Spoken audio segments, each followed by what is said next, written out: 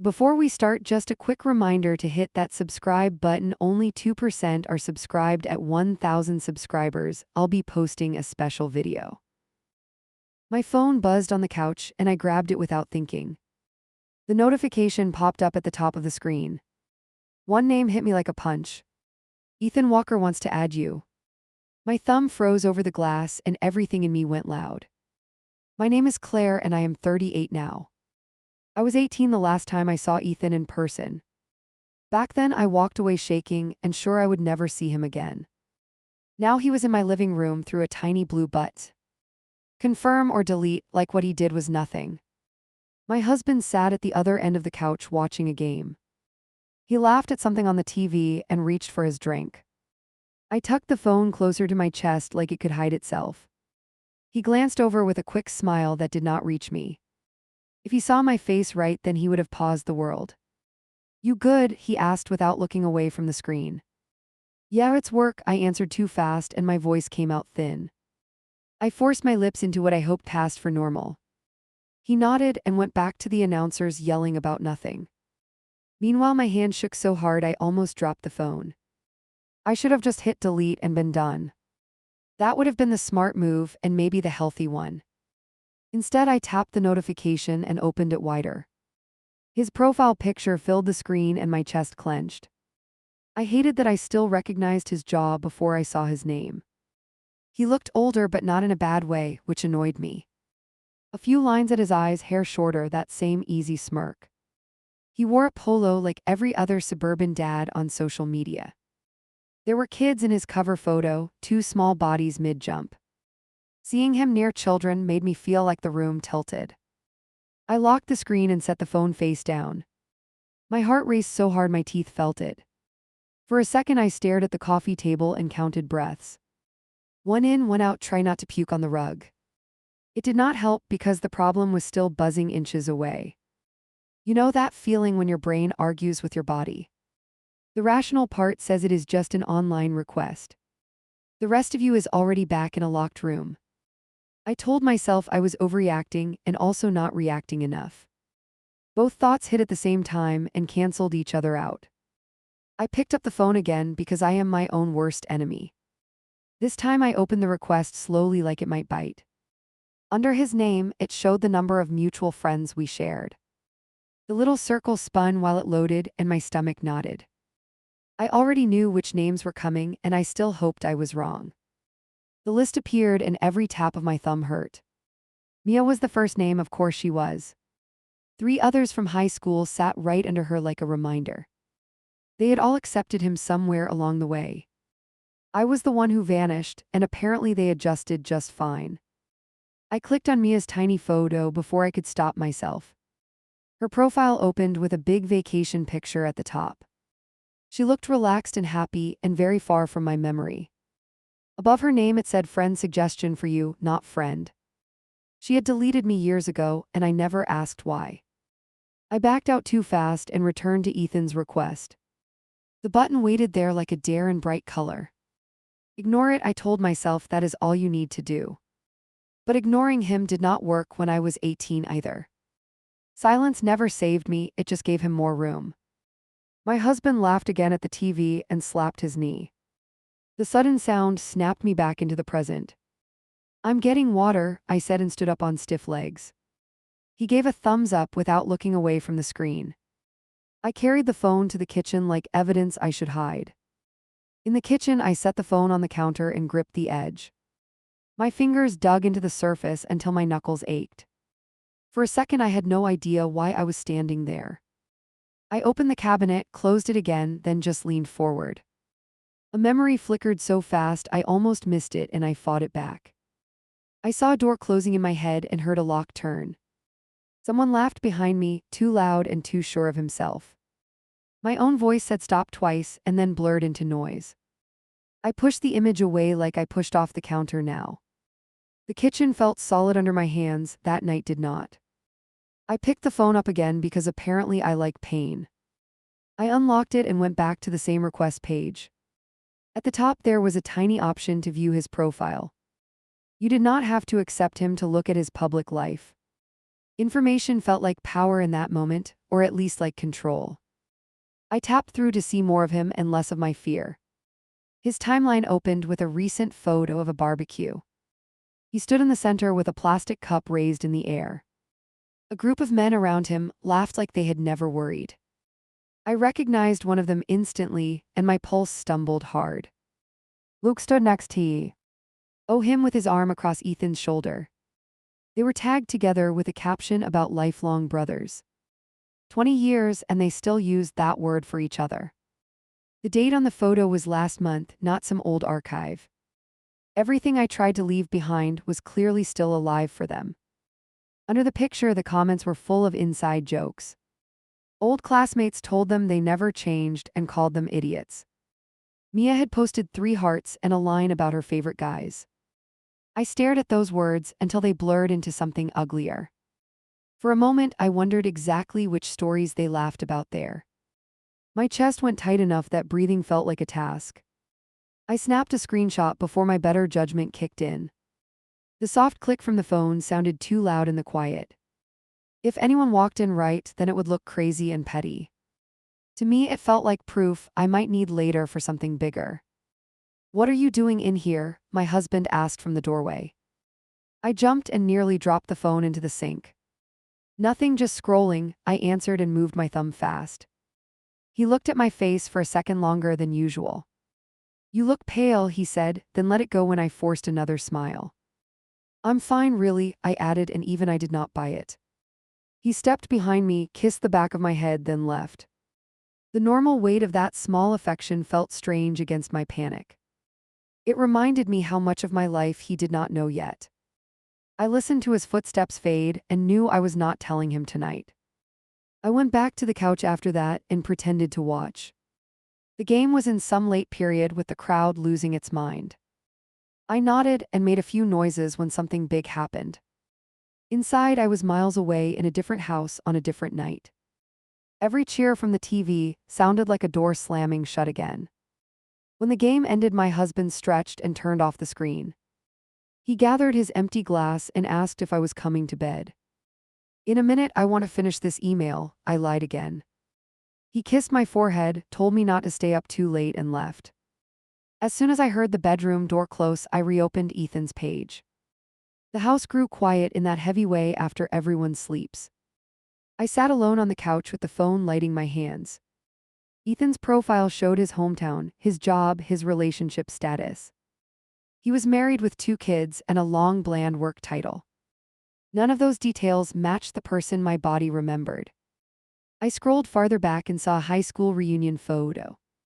Same group of guys, a few women, all crammed into one shot. Luke and Ethan were in the middle lifting their drinks again. The caption said something about the class of that year being wild. I could not believe I once wanted to be in pictures like that. Somewhere between one photo and the next, my anger woke up. Fear had been driving the night until that point. Then something in me snapped and I felt heat instead of ice. They got to keep each other and their stories and their smiles. I got 2 decades of silence and a nod I never named. I opened the message box on his profile without thinking. The empty space stared back like a dare again. My fingers hovered, then tapped out the first thing I felt. "I remember what you and Luke did." My heart pounded so hard I could hear it over the quiet. I stared at the sentence for a long, slow minute. My thumb shook over the delete button and then over send. If I sent it, I would drag the past into the present. If I erased it, I would keep carrying everything alone again. Both choices scared me, and neither felt like real safety. I erased the line and watched the words vanish from the box. The empty space made me feel even smaller than before. I tried again with something less direct and more controlled. "Why are you trying to add me now?" This time I did not let myself think, I just hit send. Luke hooked his fingers through my belt loop and tugged me off the couch. "Come upstairs with me," his mouth brushed my ear. I jerked my drink away so it would not spill. People yelled around us, music pounded, someone bumped my shoulder hard. I told myself he just wanted to talk and ignored the twist in my stomach. "I'm in the middle of a round," I waved at the circle on the floor. Mia lifted her cup and booed in a fake dramatic way. You can finish after, Luke cut in, still holding my belt loop. He gave the others a grin that made them laugh along. Back then I mistook that grin for charm, not warning. Ethan lounged against the wall watching everything like it was his show. When Luke pulled me toward the hall, Ethan straightened and pushed off. "I'll grab the next round," he called, already moving after us. He slapped Luke's shoulder as he passed, like they shared some secret. My brain clocked it and then brushed it away to stay pleasant. I could have planted my feet and refused right there. That thought sent. Ill haunts me when I wake up too early. Instead, I followed Luke through the doorway, cup clutched tight. The hallway felt narrower than it should have with people squeezed in. Someone shouted my name and I turned, but Ethan stepped between us. "Bathroom break," Ethan told whoever called, voice smooth and casual. His arm stretched along the wall, blocking the view of me. I laughed once too high, trying to show I was fine. Luke glanced back, eyes a little brighter than usual, jaw tight. I told myself it was the drink, not something darker. We pushed past a couple making out near the stairs. Luke took the steps 2 at a time and kept my belt loop. I stumbled once and caught the rail with my free hand. "Slow down," I joked, breathless for the wrong reason. He looked back and grinned, then pulled me faster. Ethan's footsteps stayed close behind, a steady tap on the wood. He was quiet now, which somehow felt worse than his jokes. You know that heavy awareness when someone trails just a little too near. The hairs on my neck rose, and I pretended it was from the music. I did not want to be the girl who overreacted. At the top of the stairs, noise dropped to a dull roar. Most people stayed downstairs, which I only noticed later in my head. Down the hallway, doors stood half open, friends laughing in clumps. Luke headed straight for the last room without checking who watched. My chest tightened with each step and my mouth stayed polite. He pushed his bedroom door open with his shoulder and walked in. I paused on the threshold because Ethan brushed against my back. That tiny contact made my whole body tense for a second. I considered turning around, saying I forgot something, going back. Luke looked over his shoulder, eyebrows lifted, waiting like a test. "Come on, nobody's going to steal you," he teased with a half laugh. I rolled my eyes to keep things light and stepped inside. Ethan came in right after, barely enough space between us. The door shut behind us with a solid click that I felt. That sound replayed in my head for years after this night. I expected Ethan to turn around and leave again. He did not move toward the door, just leaned against it. Luke dropped my empty cup on his desk and faced me. "Finally got you alone," he said, tone warm and slightly slurred. I smiled on instinct, then noticed Ethan still standing there. My gaze flicked between them, and I tried to read the air. "Thought you needed the bathroom," I joked toward Ethan without humor. He chuckled once and tapped the door behind him with his knuckles. "We'll get there," he said, eyes sliding over me quick. A weird chill slid down my arms that I tried to shake off. Luke moved closer and hooked his fingers into my belt loop again. This time my reaction was different and my body leaned back. He noticed and his smile tightened for a split second.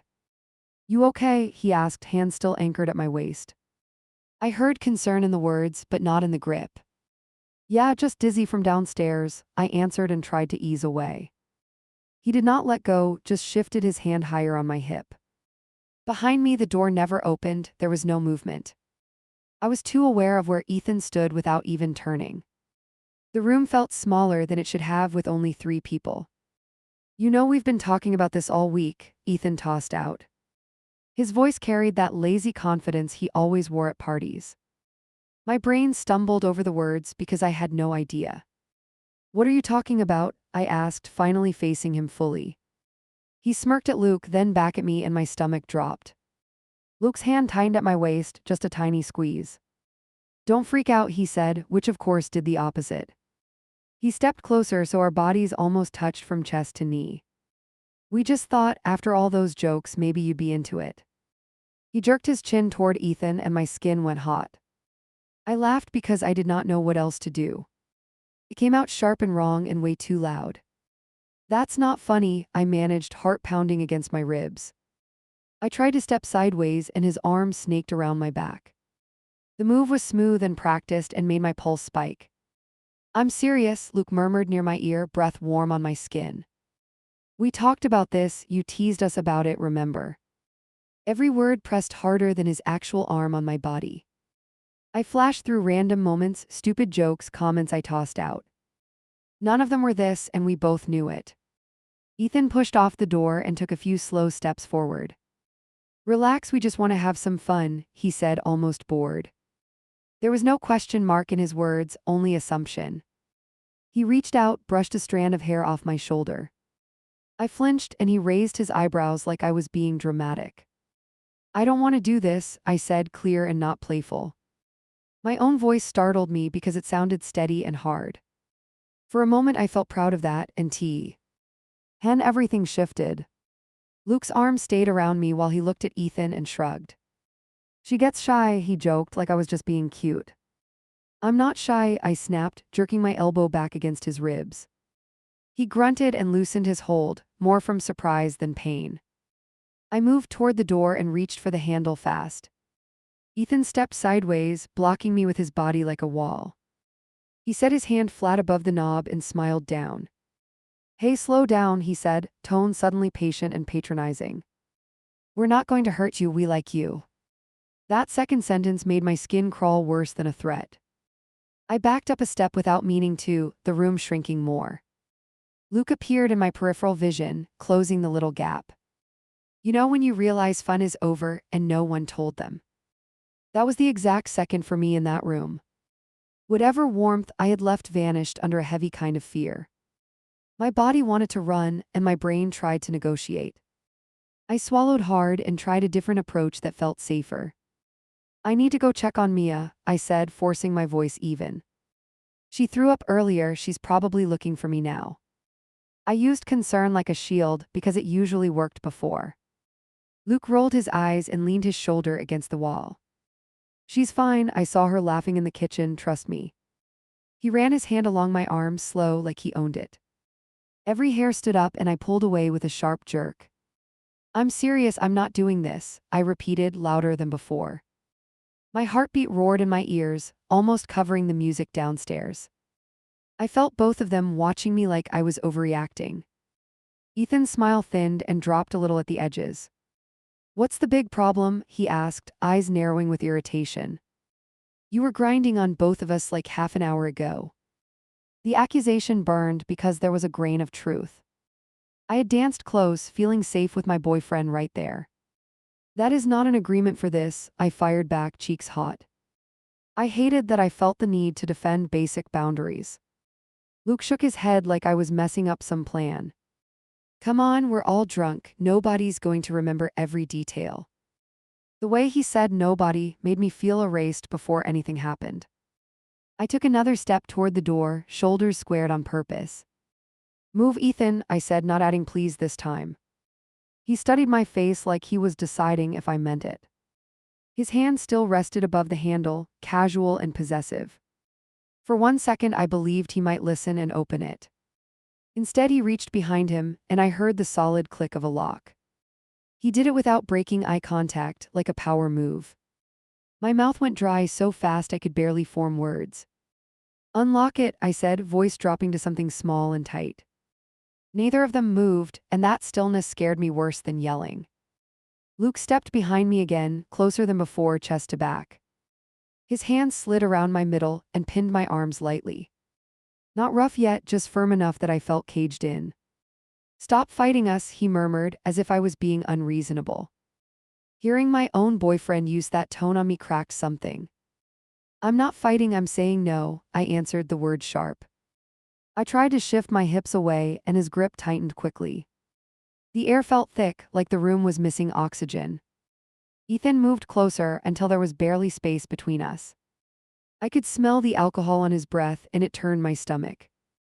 Look at me, Ethan said, voice low but not kind. I kept my eyes on the locked handle behind his shoulder. If I met his gaze, I felt like I would lose ground. His fingers caught my chin and tipped my face upward sharply. That jolt made my teeth snap together and my eyes water. In that moment, the night split into before and after for me. I felt it like a line drawn straight through my chest. Before, I believed he would still listen if I insisted. After, I understood they already decided what kind of night this was. My words were just noise hanging in the room with the music. I tried one more time because hope dies slow. "Let me out," I whispered, every muscle tense and ready to bolt. Luke's hands clamped harder around my ribs as soon as I spoke. Ethan's thumb stroked my jaw once like he was calming a pet. My stomach rolled and I wanted to claw his hand away. "Relax," Luke breathed near my ear, tone almost bored now. "You're going to enjoy this if you stop freaking out." That sentence haunts me more than anything they physically did. It turned my fear into something they felt entitled to manage. I realized they had rewritten my role in this room without me. My memory of the next minutes is scattered and jagged and strange. Bits stand out razor sharp and others blur into static noise. Hands on my shoulders pressing, my back hitting the mattress hard. My own voice getting higher each time I said stop. The ceiling swimming above me, while laughter ran underneath my words.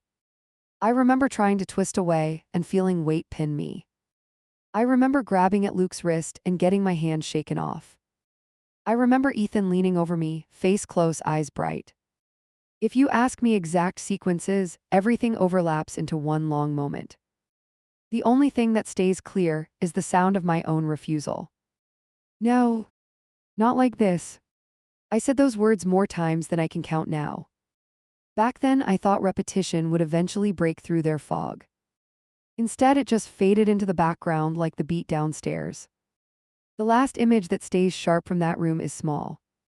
My fingers digging into the edge of the mattress until they hurt. My voice raw and thin from repeating the same word again. The lock on the door shining above Ethan's shoulder, impossible to reach. After that, the night turns into fragments my brain still does not trust. I woke up on my back and my whole body ached. For a second, I did not know where I was. The room spun slow, like my head lagged behind my eyes. Something heavy rested over my waist and pinned the sheet. When I looked down, I saw Luke's arm across me. He lay on his side scrolling his phone, face relaxed.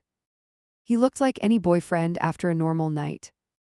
That contrast messed with my brain more than the pain.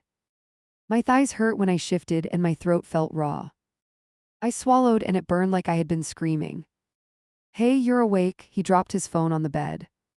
He smiled like we had shared some intimate secret. "Crazy night," he added, tone proud and satisfied. My skin crawled at those words and I forced a breath. "What happened?" I asked, voice hoarse and shaky.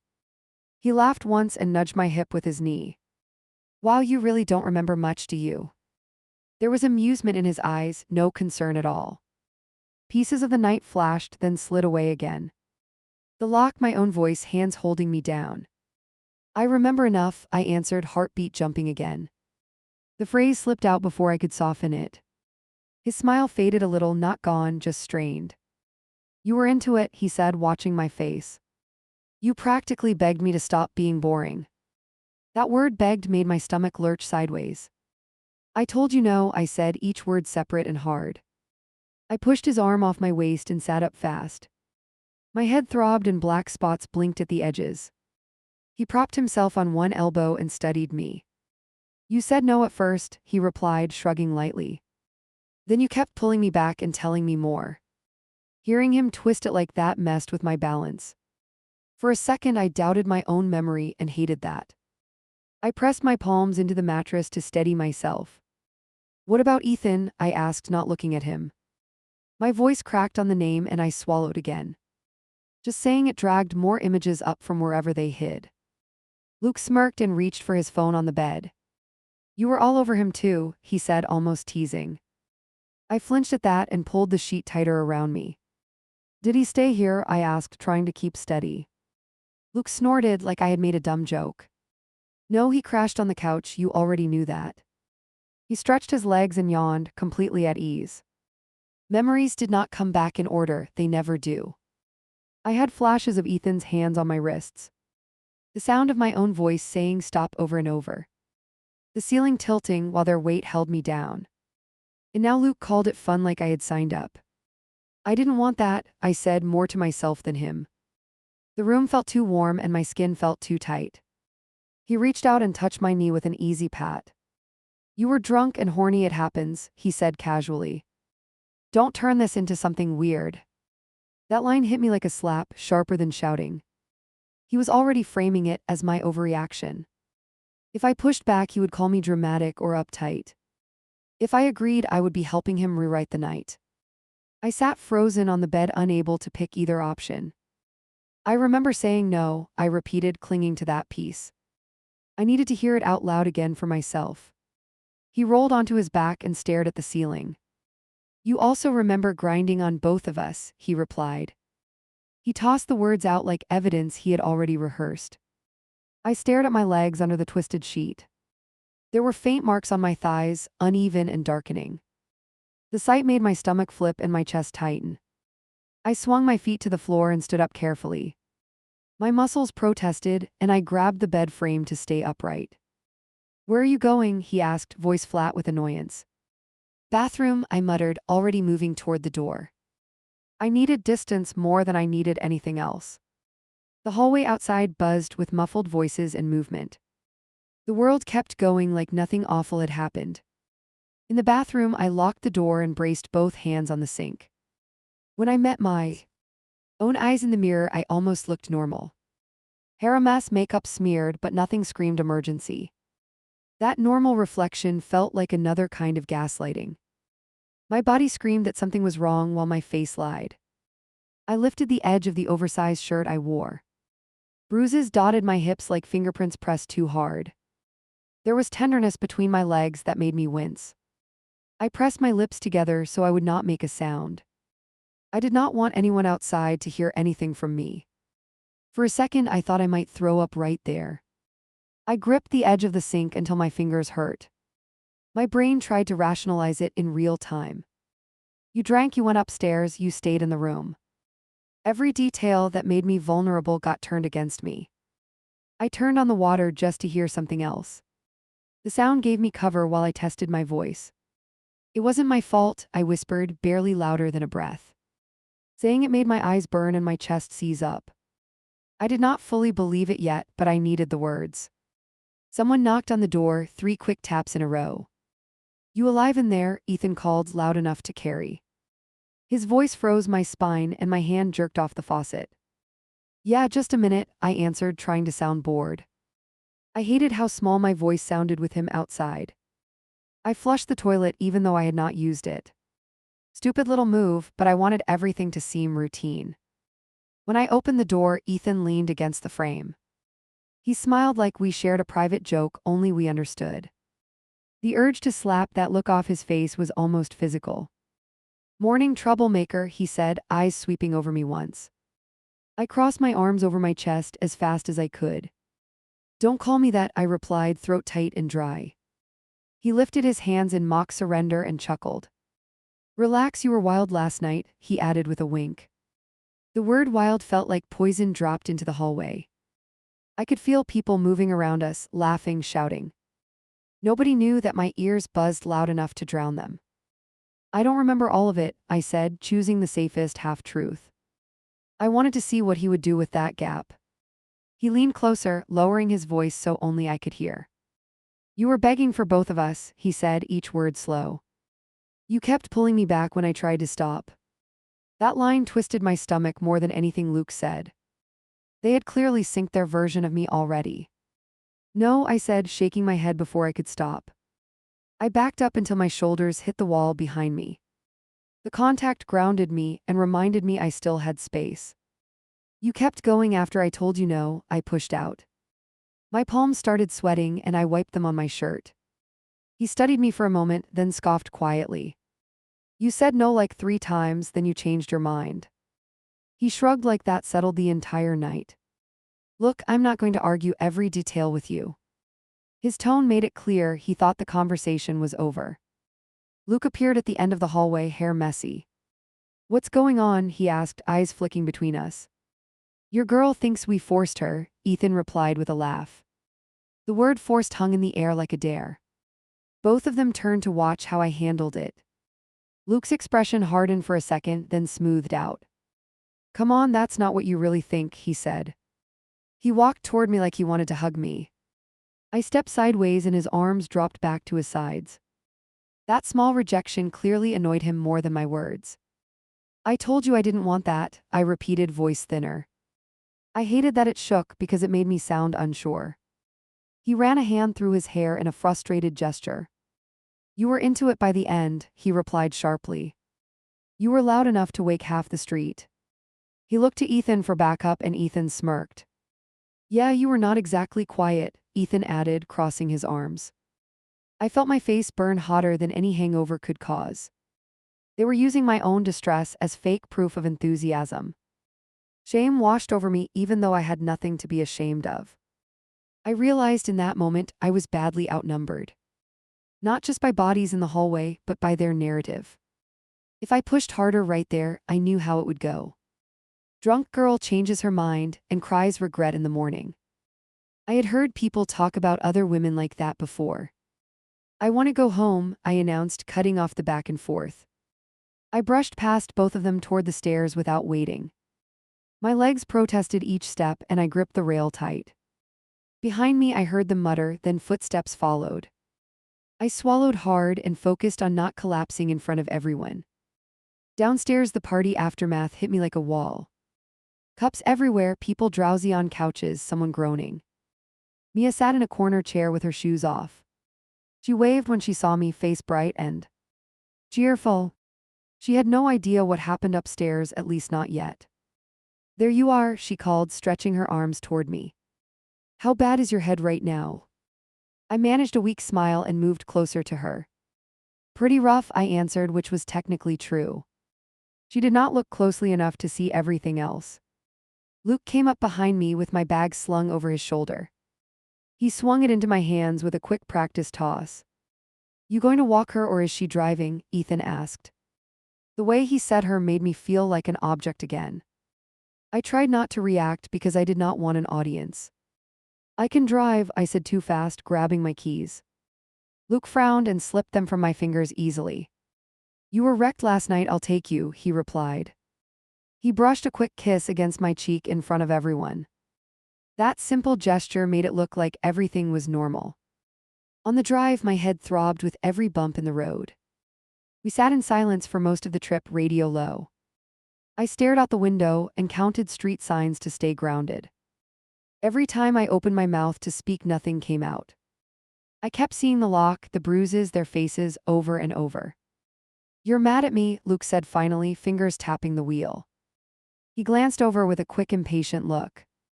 I kept my hands in my lap and traced a line on my jeans. I'm upset about what happened, I answered, choosing each word. I knew if I used the wrong one he would cling to it. He exhaled in a dramatic way that made his annoyance clear. We had a threesome after weeks of flirting, he said. Most guys would kill for a girlfriend that open. The way he turned it into a bonus made my skin tighten. I stared at the dashboard so I would not scream. It wasn't a threesome, I replied, jaw clenched hard. You and your friend ignored me when I tried to stop. My voice was quiet, but each word came out sharp. He drummed his fingers faster on the wheel and shook his head. Do you hear how crazy that sounds after last night? He pulled into my driveway and put the car in park. Then he turned toward me fully with an intense look. If you tell people that version, they'll laugh at you, he said. You were climbing all over us, you were the one driving it. He said it calm, like a warning, not a threat. That sentence did something to my brain that I still hate. I pictured Mia hearing his version before she heard mine. I imagined jokes, side glances, the word liar whispered behind hands. Fear of that humiliation wrapped around my anger and squeezed. For a second, I actually considered letting it go for peace. You know that's not what happened, I managed, voice dull. He reached over and touched my chin, guiding my gaze to his. I know you're freaking out because it was intense, he said. But you liked it, you told us not to stop. He smiled a little, like he found that memory hot. I pulled away from his hand and grabbed the door handle. I'm going inside, I said because I had nothing left. The conversation had turned into a loop that drained me. He leaned back in his seat and watched me for another moment. Text me when you calm down, he added like I was hysterical. Inside my house, I shut the door and pressed my forehead against it. The quiet felt huge compared to the noise of the night. I kicked off my shoes and walked straight to my room. Every movement hurt and reminded me of their hands. I crawled onto my bed and curled around a pillow fully dressed. My phone buzzed before I could close my eyes. I grabbed it on reflex and checked the screen. A new message from an unknown number waited there. When I opened it, the first words made my lungs tighten. "Last night was insane, we should keep that between us." I stared at the text until the letters blurred. Another vibration hit my hand before I could respond. Seriously, that was the hottest thing I've ever done. My whole body went cold, like the temperature dropped. I knew without asking that it was from Ethan. My thumbs hovered over the keyboard for a long moment. Every possible reply felt wrong in a different way. I finally typed the only thing that still felt true. "I did not want that, you went too far." My heart hammered as I hit send and waited. His answer came back faster than I expected. "You were into it, you were begging us." Same script, same twisted version, different mouth. Seeing it written out made me feel dizzy and sick. There was no way they came up with that separately. A second later, Luke's name popped up on my screen. "I told Ethan you're freaking out about nothing. Can you please stop making this weird? We had an amazing night and now you want drama." Those lines welded the new story in place between them. Lying there with the phone in my hand, I shut down. My brain could not fight both of them at once. Part of me wanted to throw the phone across the room. Another part wanted to crawl out of my own skin. I chose the only option that felt survivable at 18. I turned the phone face down and buried it under my pillow. Then I pressed my fingers over my ears, even though it was silent. In that quiet, I told myself one thing over and over. If I never talked about it, maybe it would stop being real. I did not know then how long that lie would follow me. I grabbed Mia's wrist before she reached the cafeteria doors. "Can we talk now?"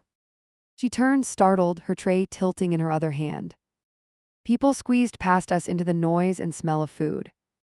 My heart hammered because this was my one safe person, or so I thought. "What's going on?" she asked, pulling her arm back a little. Her eyes skimmed my face like she was checking for drama. "We can sit," I started, nodding toward an empty table nearby. She hesitated, then stepped out of the traffic with me. That tiny delay already told me something had shifted between us. "I need to tell you what happened after you passed out," I said. The words came out sharp and too loud in my own ears. Her mouth twitched at the corner like she already guessed something. "With Luke and Ethan," I added, forcing myself not to look away. Her fingers tightened on her tray until the plastic creaked. "Yeah, I heard there was a whole thing," she answered. She gave a half smile that did not reach her eyes. "They said you had a crazy threesome and then bilayed." The phrase hit me like a slap and I froze in place. Hearing their title for it felt worse than the silence. "It wasn't that," I said, cutting her off quick. I stepped closer so a group walking by would not hear. "They locked the door, I told them no, they kept going." My chest clenched as soon as I finally said it out loud. Her face changed, but not in the way I had prayed for. She set the tray down on the nearby table with a clatter. "Wait," she said, rubbing her forehead with her fingers. "You're saying they attacked you?" She whispered the last part like the word might explode. The fact that she could not even say it fully made my stomach turn. "Yes," I answered, and the hallway noise faded for a second. The fluorescent buzz, the shoes squeaking, everything dropped out. It was not some group hookup, I wasn't into it. I gripped the edge of the table behind me to steady my legs. Saying I wasn't into it felt pathetically small for what happened. Mia stared at me for a long moment, jaw tight. Her eyes darted toward the cafeteria entrance, then back to me. "You were dancing all over them before you went upstairs," she said. It came out more cautious than accusing, but it still stung. I heard the boy's script already slipping into her voice. "I know I danced," I answered, forcing myself not to snap. I still said no in that room and they didn't stop. I heard my own desperation and hated how it sounded. It hurt. I told them I wanted to leave and couldn't. My throat thickened and I swallowed hard to keep talking. She chewed her lip, arms folding across her chest. "Luke told me you were into it until this morning," she said. "He said you changed your mind afterward and flipped out." Her gaze searched my face like she expected something to crack. That word flipped settled over me like a heavy blanket. So you believe him? I asked, my voice flat and stunned.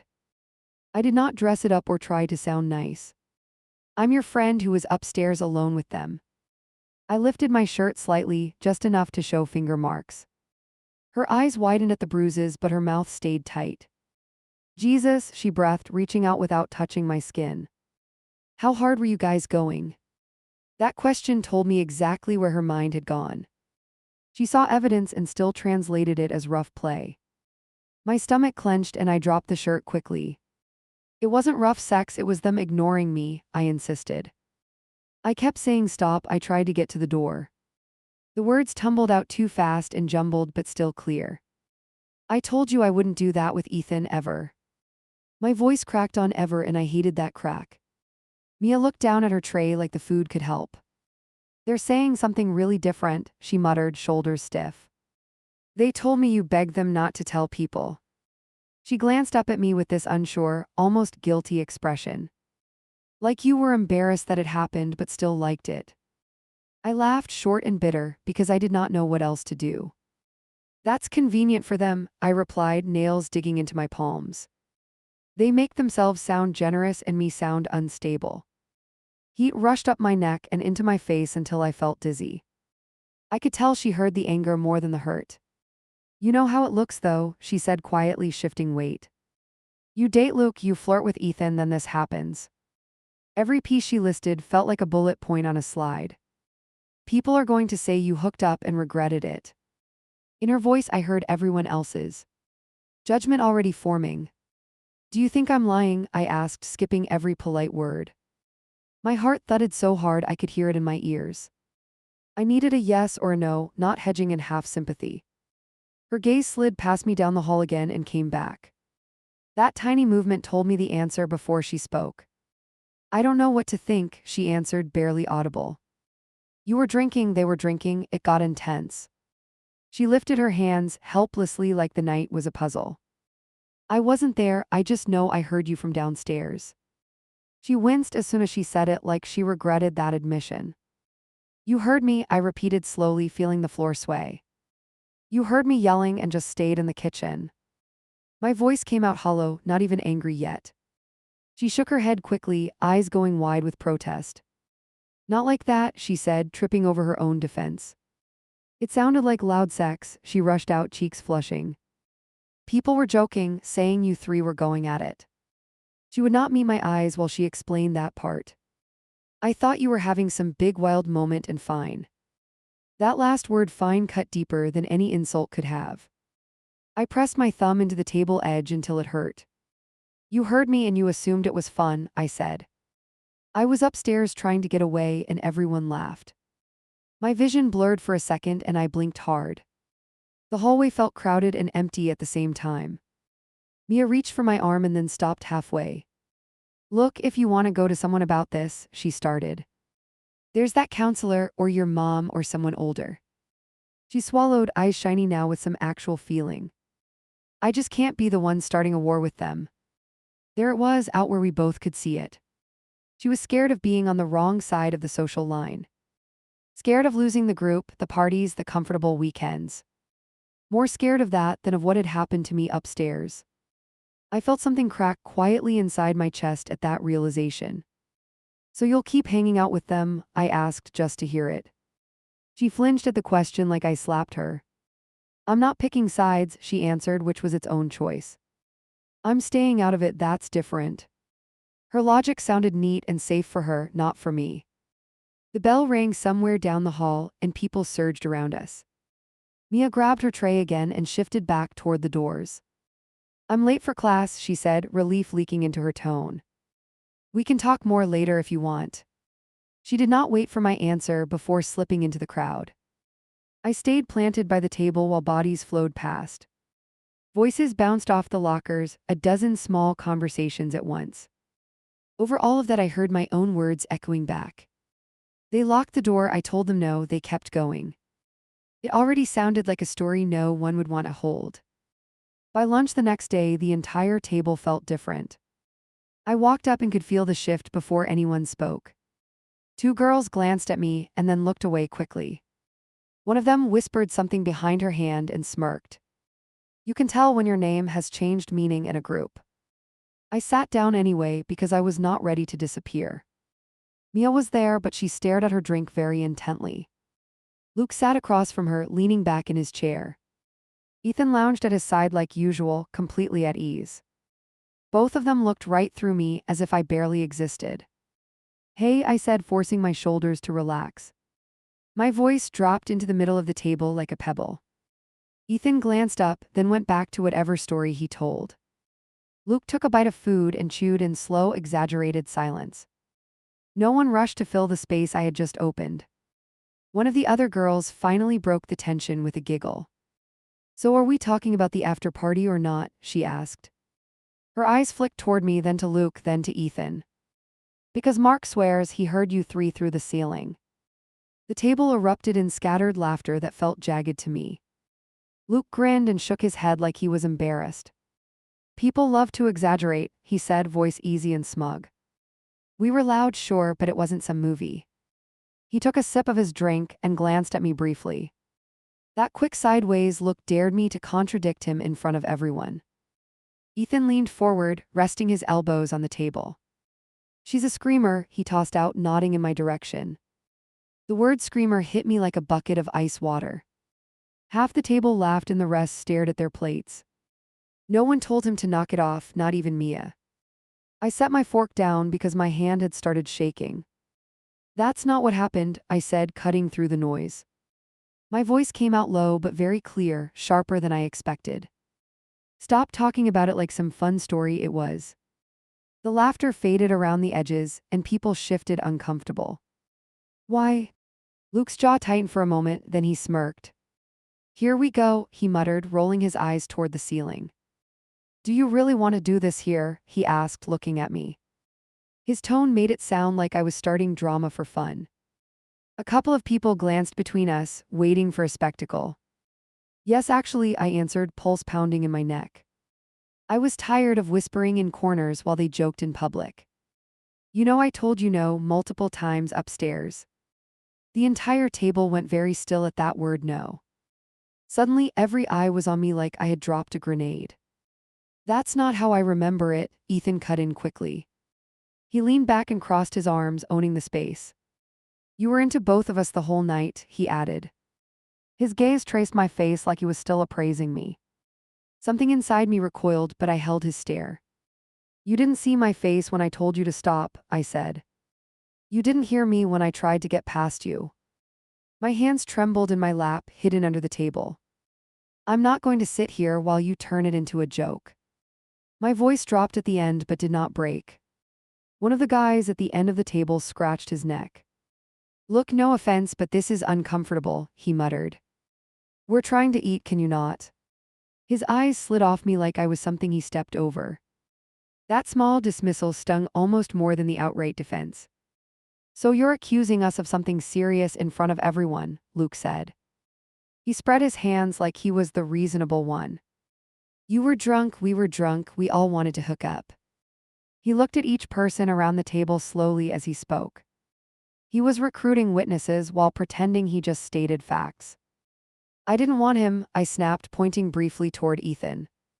He kept going after I told you I didn't want this.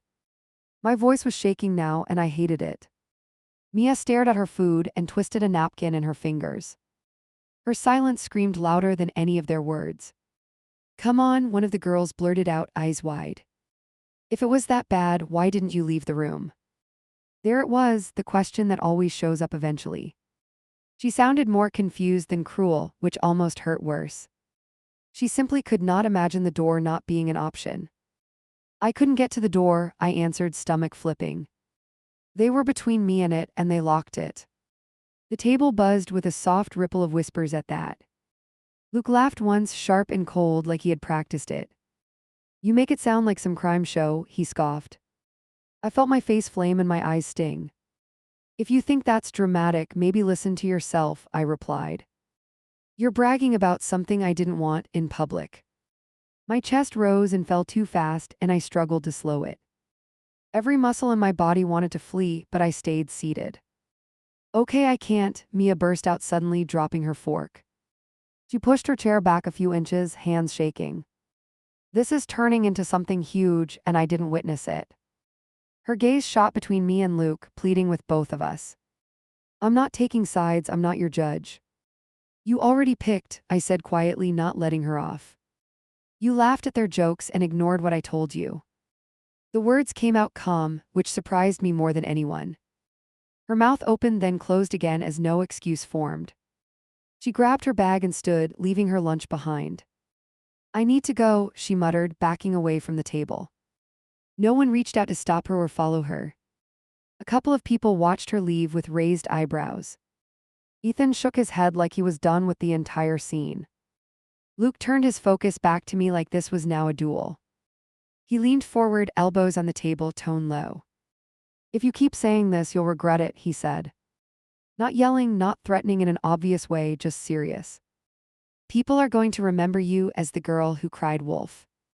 The phrase lodged in my throat like a stone. I'm not lying, I answered, but my confidence felt thin. I knew how stories like mine got twisted and discarded. He smirked like he heard the wobble inside my insistence. Then go ahead, tell everyone, he replied, gesturing around. See who believes your version over ours. Silence fell over the table, heavy and suffocating. Forks moved again, slower now, eyes glued to plates. No one defended me, no one defended them either. That neutral zone where everyone pretends nothing happened settled in. I sat in the middle of it, suddenly very aware of how alone I was. I picked up my bag with stiff fingers and stood. Every step away from the table felt like another cut. No one tried to stop me, no one called after me. I reached the end of the cafeteria and turned once. They were already leaning toward each other, talking again without me. In the hallway, I stopped near a row of lockers. My breathing came in short, sharp bursts that would know.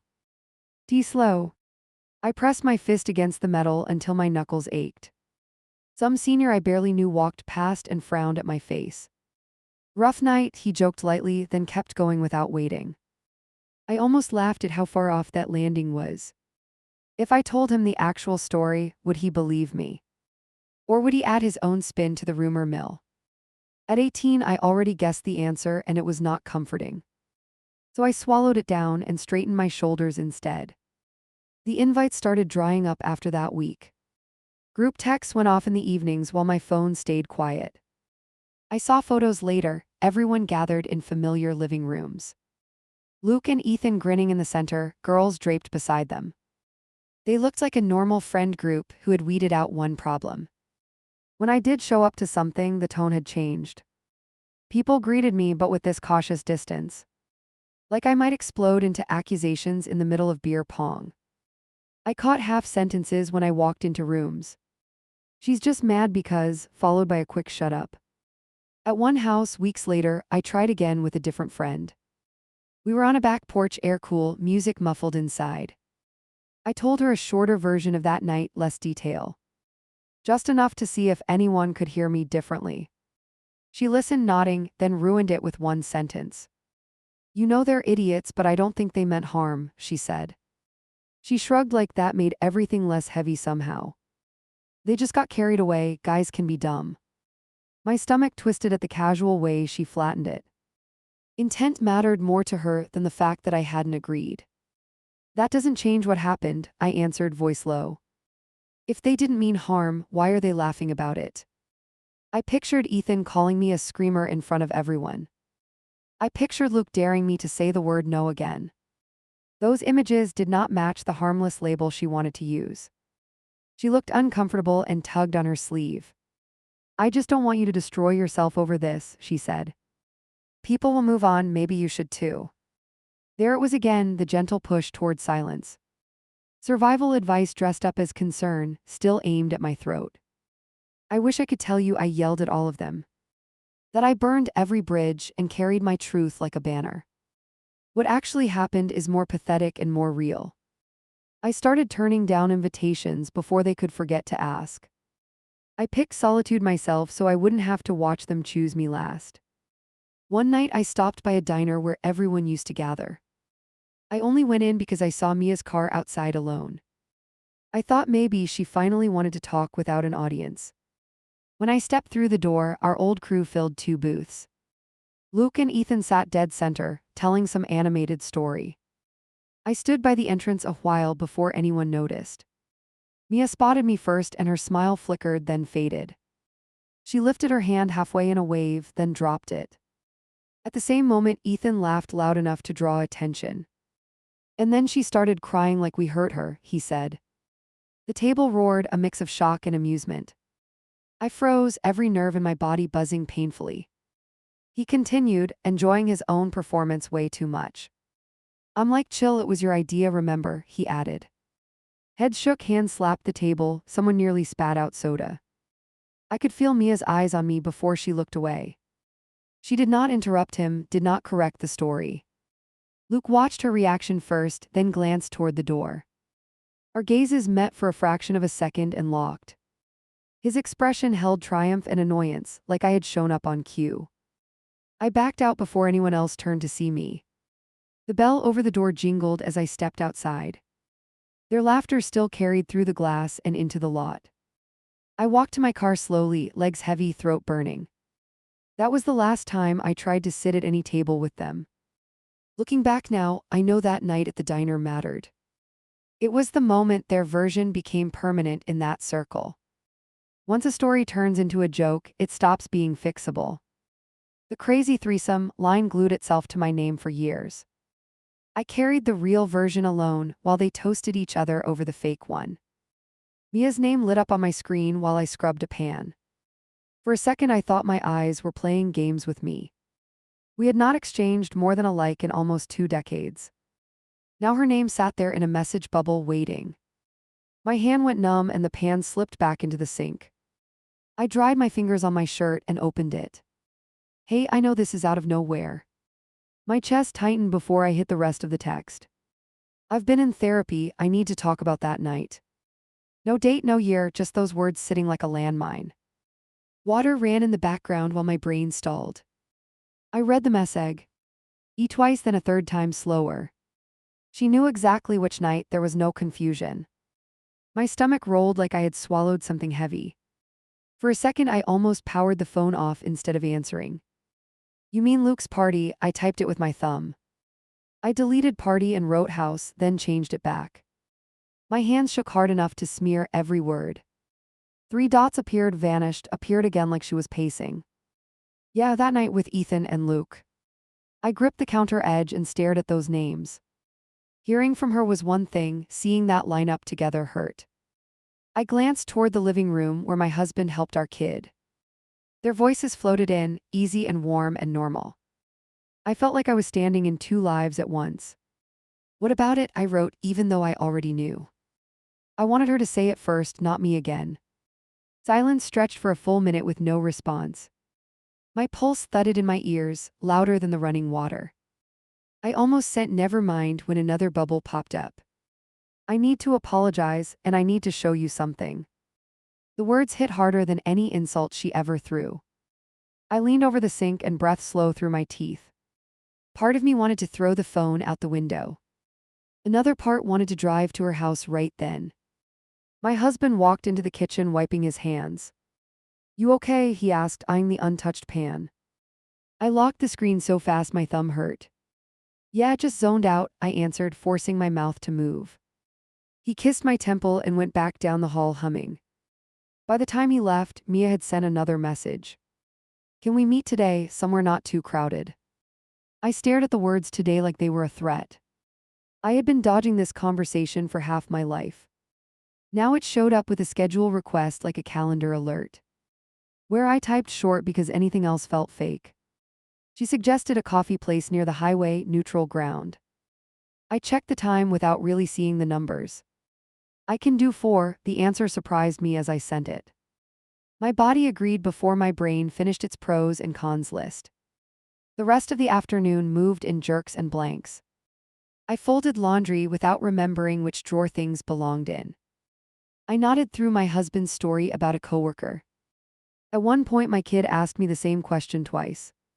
My mouth gave answers while my head stayed back at that house. On the drive to the cafe, my hands slipped on the wheel. I wiped my palms on my jeans at each red light. I caught myself rehearsing what I would say to her. Half of it sounded like rage, the other half like pleading. Neither version felt strong enough for what actually happened. Mia was already there when I walked in. She sat near the window, hunched over her drink. Her hair was shorter, lines at her eyes deeper. She looked up when the door opened and froze for a beat. We held each other's gaze like strangers who used to share a life. I forced my legs to move and crossed the room. My chair scraped louder than I meant when I pulled it. "Hi," I said because every other greeting felt wrong. "Hey," she answered, wrapping both hands around her cup. Her fingers were trembling just enough that I noticed. Up close, she looked wrecked in a quiet way. Not messy, just tired in places you cannot cover. "I ordered you a latte," she added, nodding toward the counter. "I remembered you liked those back then." Her voice wobbled on back then and she swallowed hard. "Thanks," I said, though I doubted I could drink anything. My chest felt too tight for air, much less foam. We stared at each other for a few seconds in silence. Neither of us reached for small talk because it would have broken. "You said you needed to show me something," I reminded her. She nodded, then dug in her bag for her phone. "I'm just going to jump in because I'll chicken out," she said. Her hands moved fast, but her breathing slowed like she'd practiced. "I started therapy last year when things fell apart at home." She glanced up, then back down like she didn't want sympathy. "This counselor kept asking about college, high school, everything," she continued. "She pushed me on that party, the one at Luke's place." That word counselor made my stomach clench around old resentment. I had never had one, just silence and a full-time pretend smile. "You told her about what I said?" I asked, voice tight. "I told her the version I let myself believe," she answered. Her thumb hovered over something on the screen, not tapping yet. "I said my friend had a wild night, then freaked out." Her mouth twisted around the words like they tasted bad now. She did not let that go the way everyone else did. I could see the strain in her jaw as she talked. She kept asking why there was that word forced floating around. She looked at me straight for the first time since I sat. "You used that word with me one time, remember?" I nodded thr. Oat thick because I remembered every second of that hallway. "I told her you were drunk, they were drunk, it was confusing," Mia went on. And she asked me if confusing and forced were the same thing. Her lips pressed together like she was holding back a sob. I hated her in that moment because I heard how I sounded. She shook her head once sharply, as if replaying the session. "So I went home and did what she asked," she said. "I checked my old messages, the ones I never deleted." She pulled up a chat screen and turned the phone toward me. "It took a while to find this, but I did."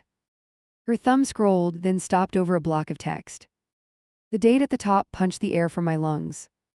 It was from that weekend, not years later, not changed. The group name was a row of stupid inside jokes. Under it, Ethan's name sat above a string of messages. My hand shook as I pulled the phone closer to read. "Got the best tag team last night." Luke's girl finally loosened up. My stomach flipped even seeing it in plain text. He had used finally like I was some prize he earned. I heard my pulse in my ears as I kept going. She kept saying no at first, but we knew the deal. Girls like that love to act innocent until you push. The letters blurred for a second and then snapped clear. He had written my refusal like a performance, not a boundary. He had written we knew the deal like it excused everything. My fingers tightened around the phone until they hurt. There were replies underneath, guys we used to hang with. "Dude, you and Luke are animals. Always knew she'd go for both of you." No one in that thread asked if I was okay. "Stop," I said and set the phone down carefully. I was afraid I would slam it and break it. Mia dragged it back toward her, eyes watching my face. "I took screenshots before I came," she said quietly. "In case you couldn't look straight at it here." I should have felt relief, but it came tangled. Seeing his words should have cleared everything at once. Instead, my brain split between then and now, disbelief and confirmation. "This is how he talked when I was downstairs," she added. "I heard some of it, just not those exact messages." "You knew he bragged?" I asked, voice rough, not accusing yet. My chest ached like I'd swallowed glass. "I heard bits, I told myself it was drunk nonsense," she answered. Her nails tapped the table twice in some nervous rhythm. I didn't want to sit with what it actually meant. So you stored the evidence and left me alone with them, I said. The words came out flatter than I expected, no volume. Guilt flashed over her face, quick and strong. I'm not going to sugarcoat it, she replied, eyes shining. I chose the easy story for me and left you with the hard one. I leaned back and stared at the ceiling, breathing slow. I spent years wondering if I made it worse in my head, I said. Every time someone hinted I regretted a hookup, I doubted myself. Memories of that diner, that cafeteria, slammed against this present moment. Meanwhile, he wrote she kept saying no and bragged about it. I know, she whispered, pressing her lips together. I should have believed you when you came to me first. Her hand moved across the table and stopped near mine. I can't undo that, but I can stop pretending I didn't know. Her shoulders sagged like she had been carrying this weight sideways. She picked up the phone again and scrolled further down. There's more, she warned, voice shaky but steady enough. Luke jumped in after Ethan started showing off. She found the place and turned the screen toward me again. Another line from Ethan sat above Luke's response. We had her locked in, no way she was walking out. My throat closed at that phrasing, blunt and proud. Below it, Luke had responded with his own piece. Told you she was a freak once you push past the act. Reading that felt like being back under his arm again. I pushed the phone away, this time harder. A couple at a nearby table glanced over at us. I did not care if they heard anything anymore. I told you the door was locked, I said, staring at her. You had this line sitting in your phone the whole time. She flinched, then nodded slowly. Yes, she admitted, voice barely above a whisper. I saw locked and pushed, and I still filed it under drama. Her eyes filled and she swiped at them with her sleeve. I was a coward and I am so sorry. I wanted to explode at her, honestly. To list every time I sat alone while they toasted each other. To remind her of every joke she let float past her. But watching her crumble across from me complicated it. She looked like someone finally seeing the wreckage she helped build. Why now, I asked, because that part mattered. Why reach out after 20 years instead of just sitting with it? She took a deep breath and exhaled slow, like her therapist taught her. My husband saw one of those old threads when I was scrolling. She said. He asked why I still had messages from guys who talk like that. I pictured some evening at her place, kids asleep, phone bright. He kept asking questions I didn't want to answer, she went on. He wanted to know if I was there, if I knew. She twisted the sleeve of her shirt between her fingers. I realized I was more scared of you than of them. That's messed up, I said, no softness left on that line. I'm the one who walked out of there with bruises. She nodded, jaw clenched, tears finally spilling over. I know, she said, letting them fall without wiping them now. I was scared of seeing exactly what I'm looking at in your face. Silence settled for a moment, heavy but sharp. I stared at the condensation on her cup and counted breaths. I'm not going to thank you for this, I said finally. I'm glad to know I wasn't losing my mind, but still. The anger and validation tangled so tight I could barely separate them. I'm not asking for forgiveness, she replied quickly, shaking her head. I just don't want to be another person pretending it was nothing. She opened her bag and pulled out an envelope. I printed the screenshots, all of them, in case your phone ever dies. She slid it across the table toward me like a piece of evidence. The paper felt heavier than it should when I picked it up. Inside were stapled pages, neat little bricks of their words. Dates, names, lines I hadn't read yet but already hated. This is your story, not theirs and not mine, she said. You get to decide what you do with it now. A wild laugh almost escaped me at that line. I had decided to survive by shutting up for 20 years. Now she was handing me the truth like a fresh assignment. I don't even know what options exist anymore, I admitted. The idea of lawyers and statements made my lungs feel tight. If you go to anyone, I'll back you up, she said quickly. I'll tell them you came to me right after it happened. Her fingers tapped the table in a quick, anxious rhythm. I'll say I believed the wrong people and I was wrong. She met my eyes with a steadiness I didn't recognize from her. You know, people will ask why you stayed friends with them, I pointed out. Why you showed up at parties, smiled in photos, dated their buddies. My voice held more curiosity than blame at that moment. I've asked myself that about you for years. She exhaled like she'd been bracing for that question. Because it was easier to pretend you were overreacting, she said.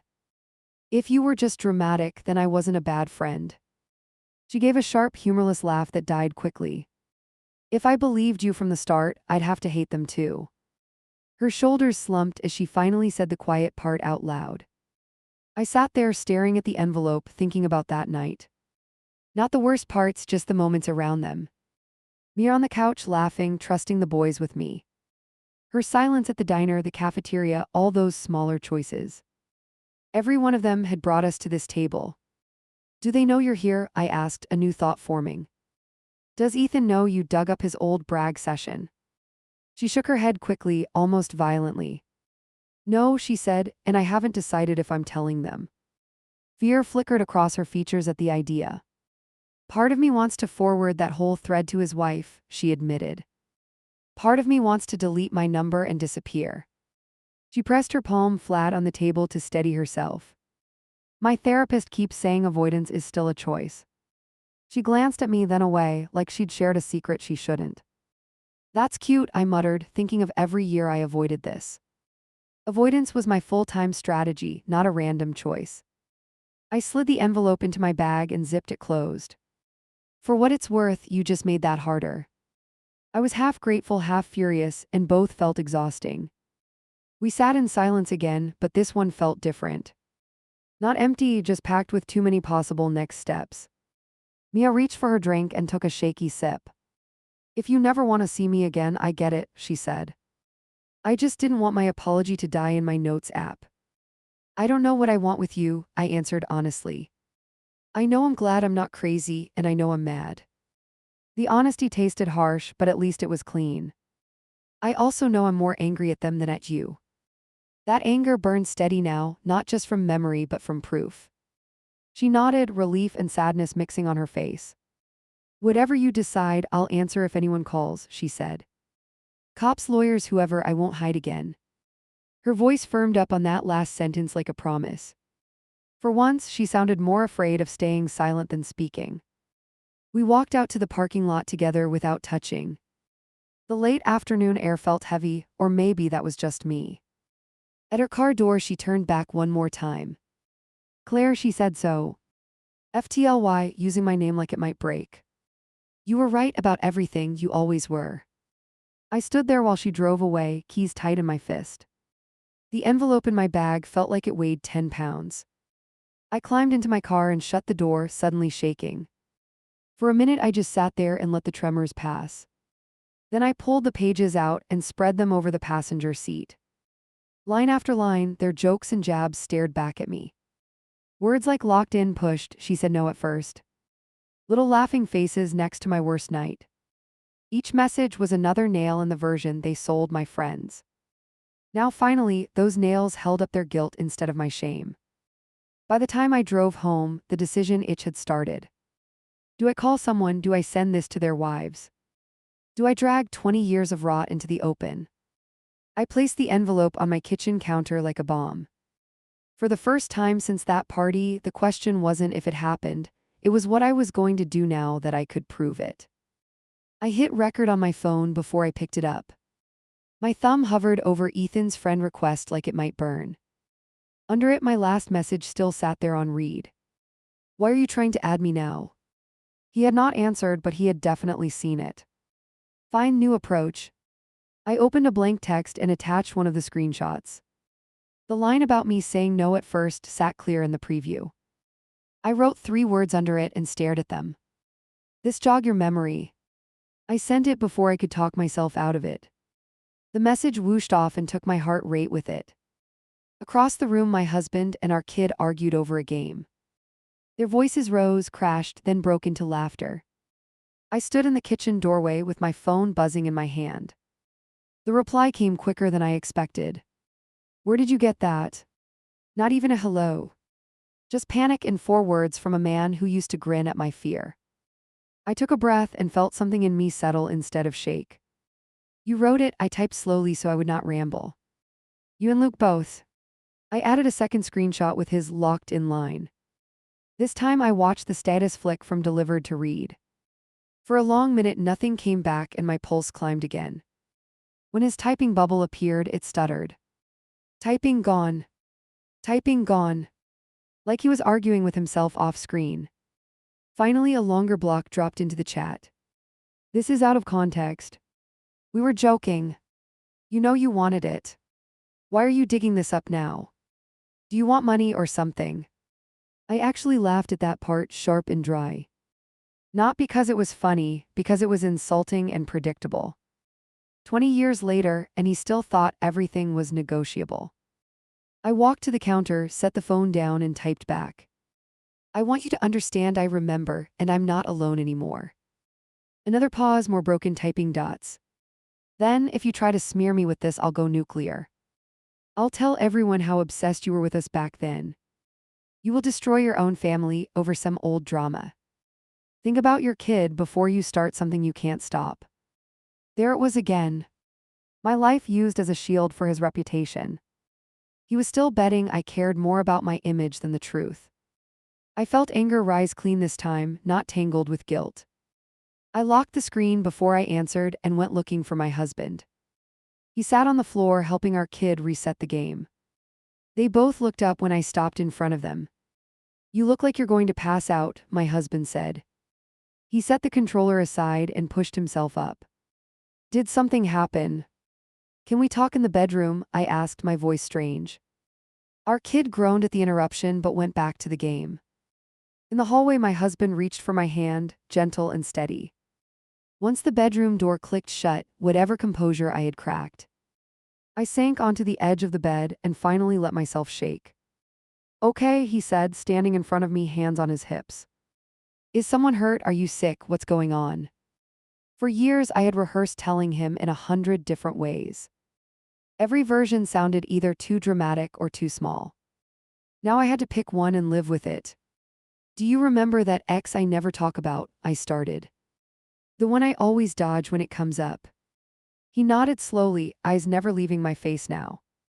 His friend tried to add me online, I went on. And I found proof of something that happened with both of them. His whole body went still when I said both. Not tense, just very focused, like he was bracing.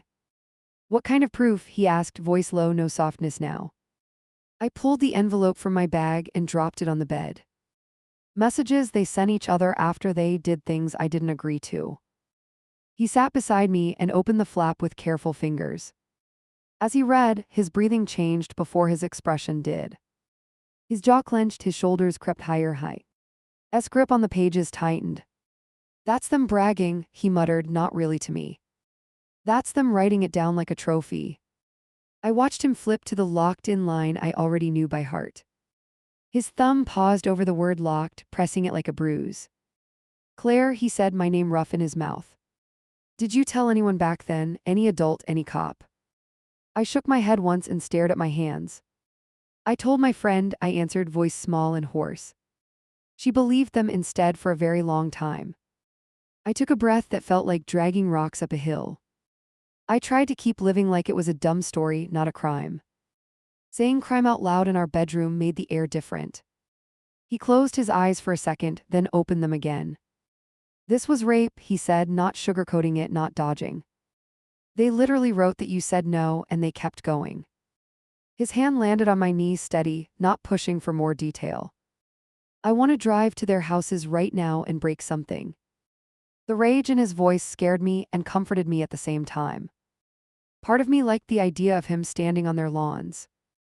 Part of me pictured cops dragging him away while Ethan played victim. I don't want you in jail over something they did, I managed. I need control this time, not more chaos. He exhaled hard, like he was dumping gasoline he could not use. Okay, he said, nodding slowly, jaw still tight. Then what do you want to do, because we are doing something. His use of we knocked something loose inside me. For so long it had just been me and a locked door. I want information, I answered after a beat. I want to know if there's any point going to the police now. The idea made my stomach twist but also light up. I want to know what happens if I send this to their families. My voice shook on families because I had seen their kids online. Then let's start with people who know the system, he said. He grabbed his phone off the nightstand and unlocked it. There's that crisis line our doctor mentioned after your last checkup. He scrolled through old notes until he found the number. I can call or you can, or we can sit here on speaker. I stared at the screen in his hand and felt fear spike. Telling a stranger would make it official in a new way. At the same time, the idea of someone trained actually listening felt huge. Put it on speaker, I told him, pulse racing. If I bail, I want you on the line too. He tapped the number and set the phone between us. After 2 rings, a calm voice answered with the name of the center. My husband glanced at me and I nodded. My wife wants to talk about something that happened years ago, he said. She also has written proof from the guy who did it. The counselor shifted their tone a little, grounded and steady. They asked if I felt safe right now in my home. I said yes, which was true in a way it never used to be. They asked if I wanted to share what happened in my own words. My mouth went dry, but I started talking anyway. I kept it lean and factual, like I was reading a police report. 2 guys at a party door locked me saying no. The messages afterward where they admitted I refused. My voice shook a few times, but I kept going. My husband squeezed my hand every time I faltered. When I finished, the counselor did not rush in with platitudes. They took a breath I could hear, slow and measured. First, what you describe as sexual assault, they said. Nothing about being drunk or knowing them changes that. Hearing that from someone official dug under the old self-blame. They explained there might be limits on prosecution after so long. They also said those limits depended on the exact charges and location. They did not promise court, they did not promise nothing either. What is always possible, they added, is making a report. A statement creates a record, which can matter later. My husband asked about showing the screenshots to other people. The messages are evidence, the counselor replied after a pause. But you should talk to a lawyer before sharing them widely. They can advise you about defamation risks and safety planning. There was that word again, safety, in a context I could control. We ended the call with a list of next steps I'd written down. Victim advocate number. Non-emergency line at the police station. A referral for a local legal clinic that handled this stuff. When I hung up, my hand ached from gripping the pen. My husband leaned his head against mine for a second. I'm proud of you, he said quietly, not making a big speech. You could have kept this buried and you didn't. I let my forehead rest on his shoulder and breathed him in. For once, being seen felt less terrifying than being invisible. That night, after they both fell asleep, I sat at the table alone. The envelope lay open, pages spread in front of me. I dialed the non-emergency line the counselor mentioned. The automated voice directions made it feel weirdly mundane. When a human picked up, my courage almost fled. I need to ask about reporting a sexual assault that happened years ago, I said. The officer on the line asked for my age and general details. I gave a brief version, focusing on the locked door and the texts. He paused, then explained they could still take a statement. He also said anything beyond that would depend on an investigator. Will it even matter after this much time? I asked. He did not sugarcoat, which I weirdly appreciated. It might not, he answered.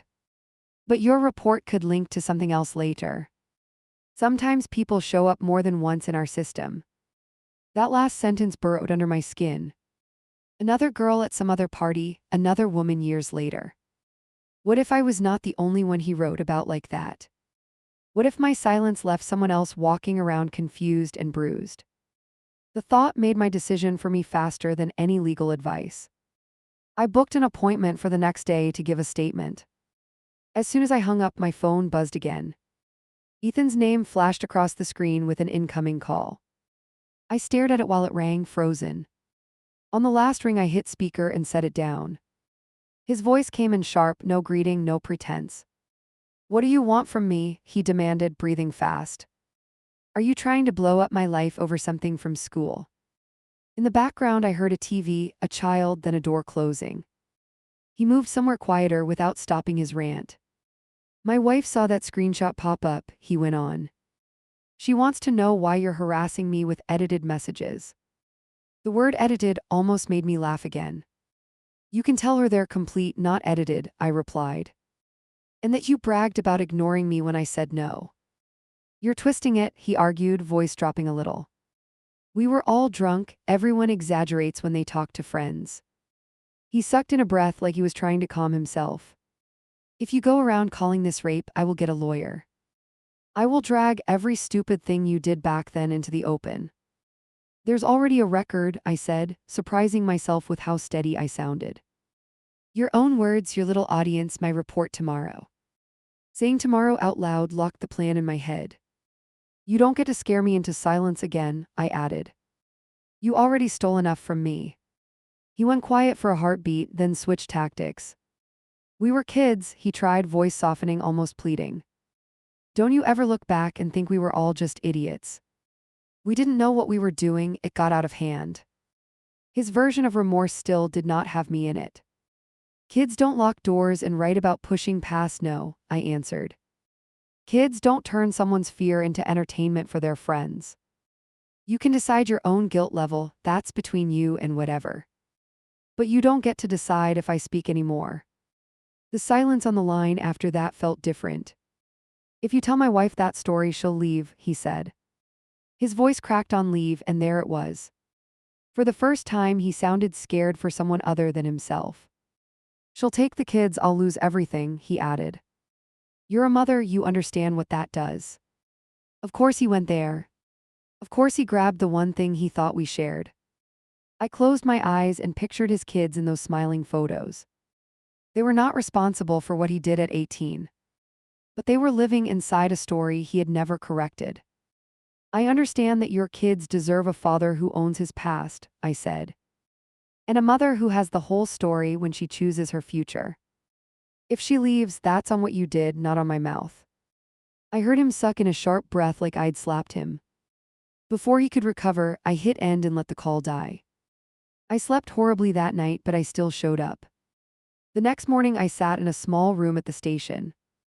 A detective with tired eyes switched on a recorder. He told me to start from the beginning of that night. For the first time, I told the entire thing to someone with a badge. I kept my voice as factual as I could manage. Room door hands no. His questions were clinical, but he did not look bored. He wrote notes, asked me to clarify timelines, asked about witnesses. When I mentioned the messages, his pen paused. You have copies, he asked. I slid the envelope across the table and watched his face. He flipped through the pages, eyes moving fast. Did you send these to anyone else? He asked. Just my husband and a friend who had the originals, I answered.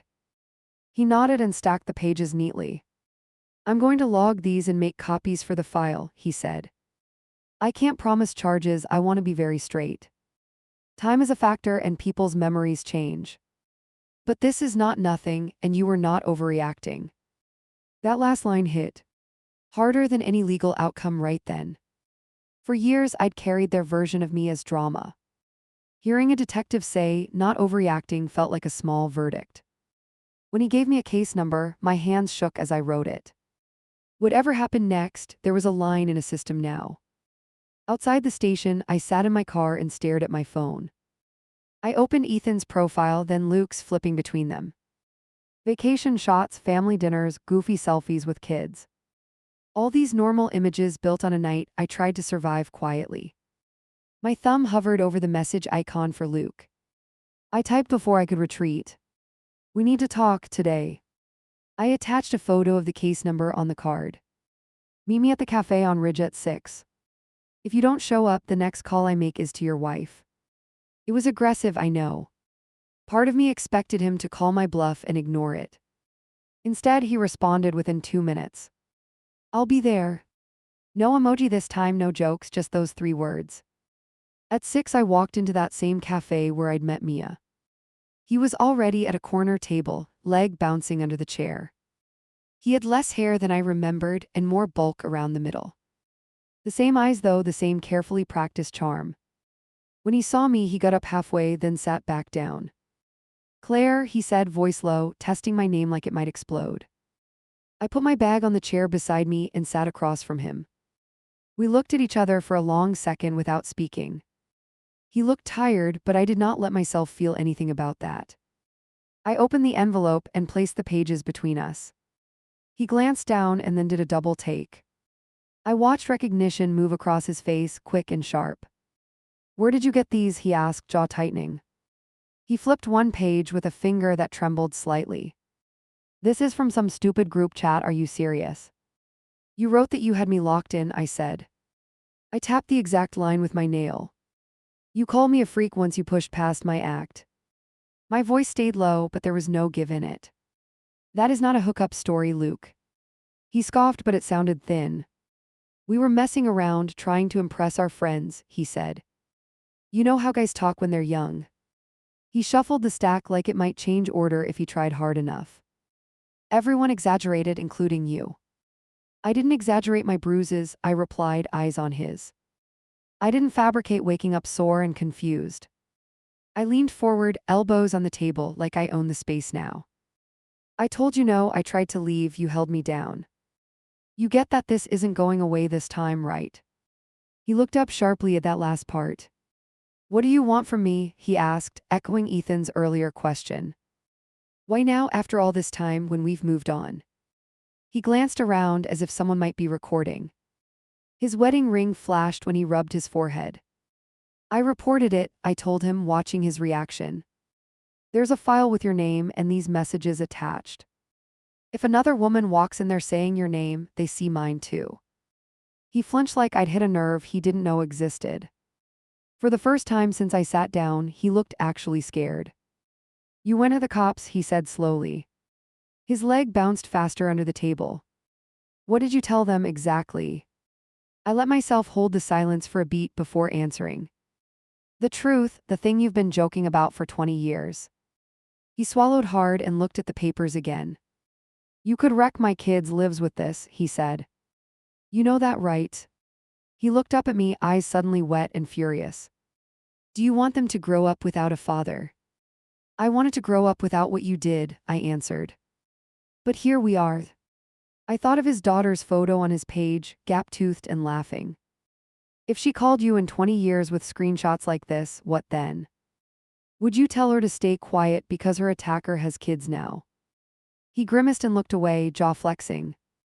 "That is not the same thing," he muttered. "We were the same age, it was messy, blurred lines."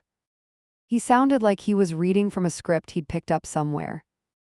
"It's not like we dragged you in off the street. You dragged me across a room and locked a door," I snapped. The volume came up before I could stop it. A couple at a nearby table glanced over, then away. I lowered my voice again, but not the heat. "You used my history with you as cover for his hands on me." He winced at that, shoulders curling in slightly. "That night has been killing me for years," he said suddenly. He still did not quite meet my eyes. "I just buried it because everyone treated it like some story." Hearing that almost made me choke from the irony. "You had 20 years to pick up a phone," I replied. "To say one sentence, 'I'm sorry, it was wrong.' You never did, you just let Ethan run the narrative." I pointed at the page. "As between us, our whole history in ink. This is the first time you're facing the version where I matter." He dragged a hand down his face and exhaled. "What do you want me to do?" he asked again, softer now. His earlier anger had drained into something like resignation. "If you're not here to blackmail me, then why are we sitting here? This feels like sentencing, and I don't even know the crime name." "I want you to tell your wife," I said. "Not gentle, not hedged, just that. I want her to hear it from you before a cop calls someday."